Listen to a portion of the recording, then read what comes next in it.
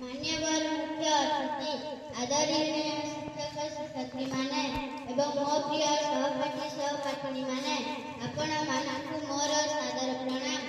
आज आम समस्ते एठारे एक गर्वर दिन भारत साधारणतंत्र दिवस पालन करने एकत्रित होइछु।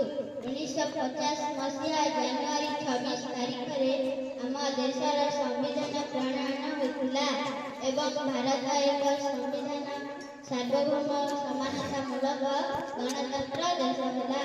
आम संविधान आमको समान अधिकार स्वाधीनता एवं न्याय देछि। यह आमको शिखाए समस्ते समान धर्म जाति भाषा भिन्न हेले आम समस्ते भारतीय। छात्र भावे आमर कर्तव्य होछि भल भावे पढ़िबा शिष्टाचार रक्षा करिबा देश प्रति प्रेम रखिबा एवं भविष्य में दायित्वशील नागरिक हेबा। आसतु आज यही पवित्र दिन आम संकल्प नेबा देशर सम्मान रक्षा करिबा संविधान को मानिबा एवं भारत को महान करने आम भूमिका निभाइबा। जय हिंद, वंदे मातरम।